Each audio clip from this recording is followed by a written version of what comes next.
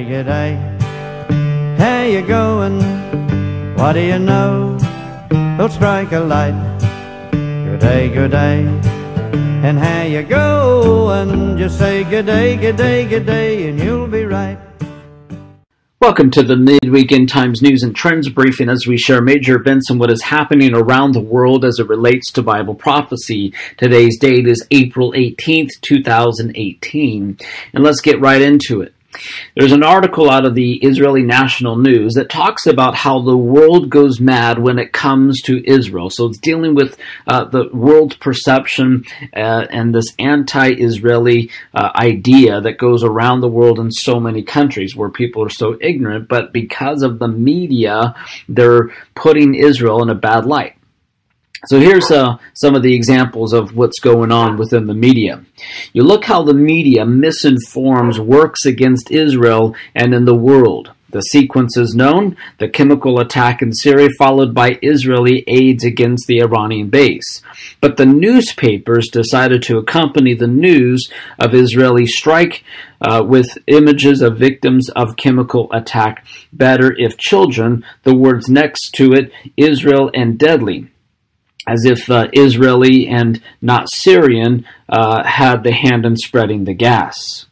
And so this is the shocking video of the Israel sniper firing a disarmed Palestinian, and says, "Woohoo, what a video." That took the headlines in the past few days.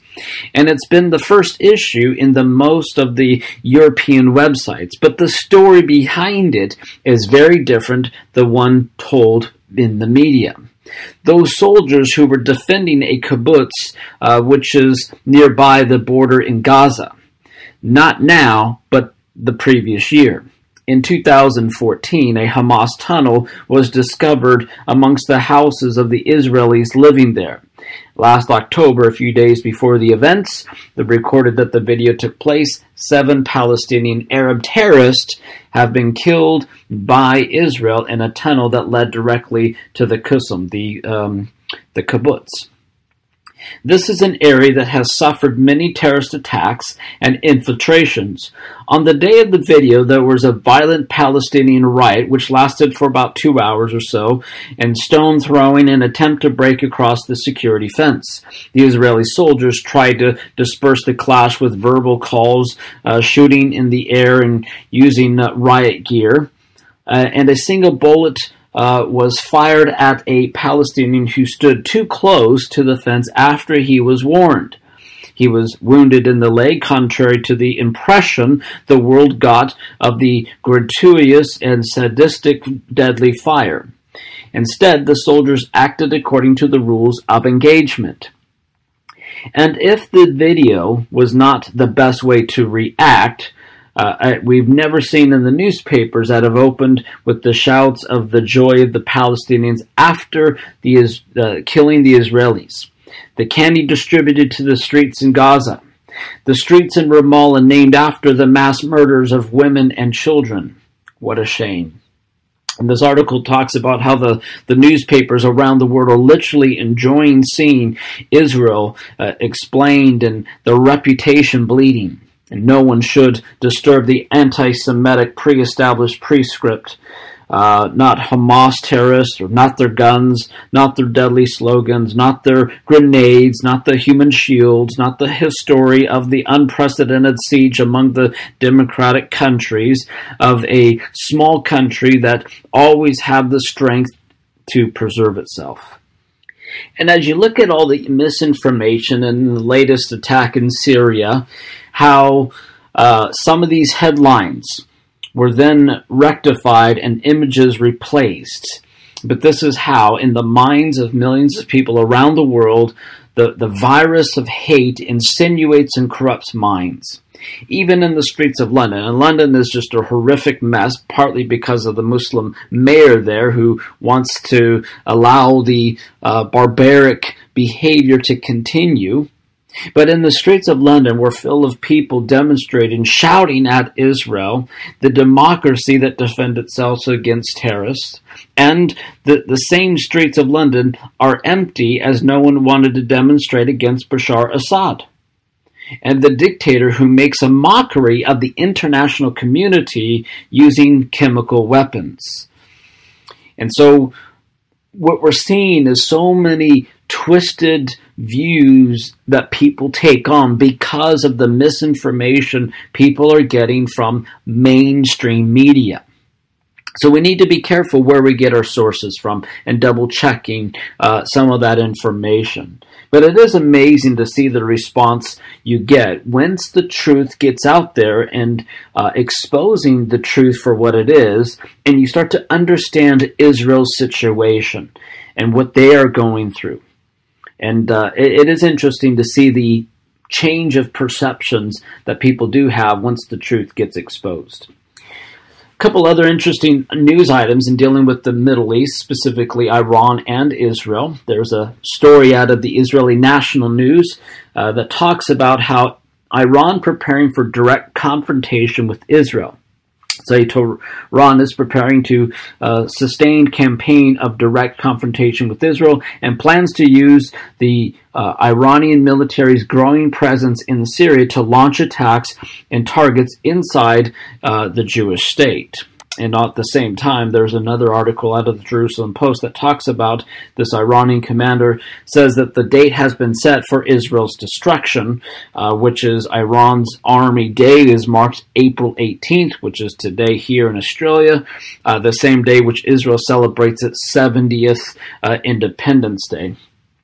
Anyways, the first article talking about how Iran preparing for direct confrontation with Israel continues, says that for decades the radical Islamic regime in Tehran has engaged in a de facto war with Israel via the proxies, using terror groups in the Gaza Strip and Lebanon to attack Israeli civilian and military targets. On Tuesday, however, Israeli security forces officials reveal that Iran is now preparing for direct assault on Israel, using the growing military assets in Israel's northern border to strike against Israel's facilities and targets inside them.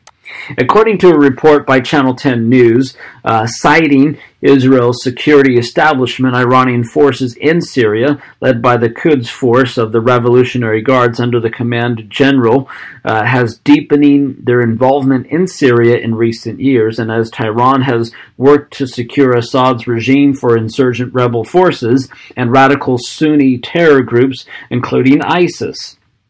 The commanded army presence in Syria has opened the door for Tehran to adopt an increasing aggressive stance vis-a-vis Israel, attempting direct attacks on Israeli targets by the Iranian military itself rather than through the proxy group, something that the Revolutionary Guards avoided in the past. Last Friday, the Israeli Defense Force spokesman reported that the Iranian drone operated from T4, which had violated Israeli airspace in February, had been armed and was en route to carry out an attack on Israeli forces and was not merely an information-gathering mission. One senior Israeli security official told the New York Times an attempted attack is unprecedented and represented a shift in Iran policy. This is the first time we saw Iran doing something against Israel, not by the proxy.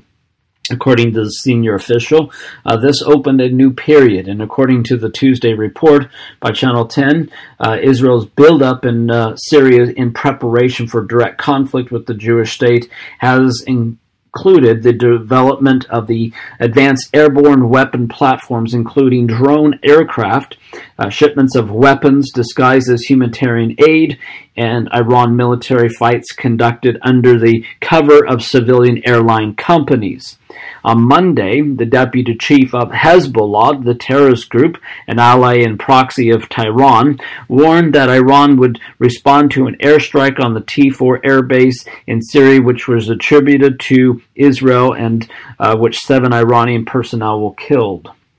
And so the elimination of the Iranians by the Israeli at the airbase will be met with response, according to this report.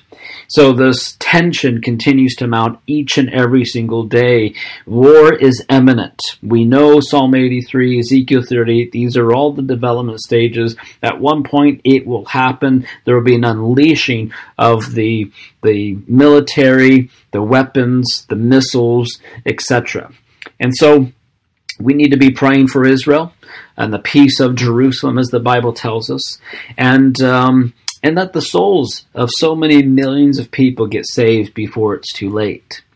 And then lastly, on a separate note, but something in dealing with the end times, there's an interesting article that talks about, out of the USA Today, how more restaurants go cashless, accepting only cards and other forms of payment. So this dealing with a cashless society, and eventually, as things will go and develop, eventually there will be the mark of the beast, as Revelation 13 talks about, how no one can buy or sell without this particular mark.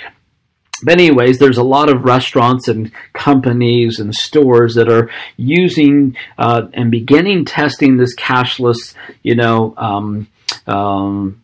kiosk to where everything's paid by card, not by cash. There was a situation that happened the other week. The FPOS machine, where you can only pay by card, was down because the internet was down. And so if you had cash, then you can purchase what you needed to.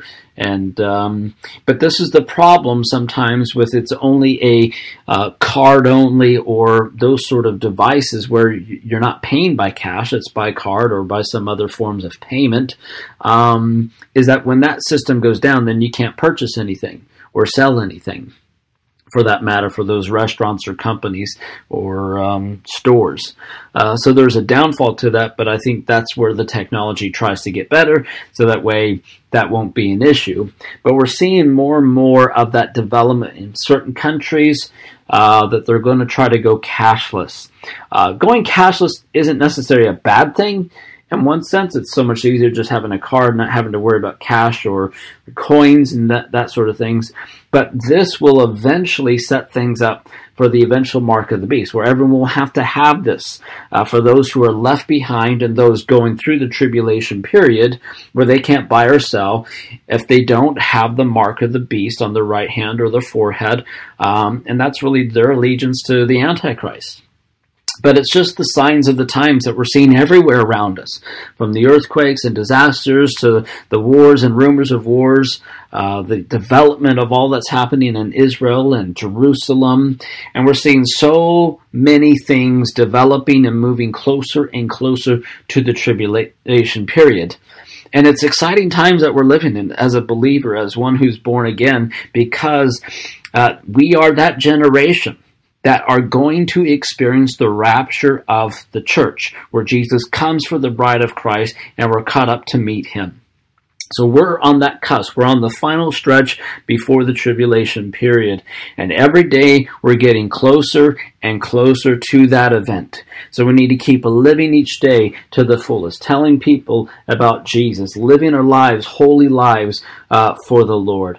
And keep our eyes fixed upon Jesus as the author and finisher of faith. Keep our eyes focused on him. Stay in the Word of God. Read the Word. Know what the Word's saying. Pray and test all things. Hold fast what is good. And may the Lord radically and outrageously bless you. And that's it for today's update. God bless.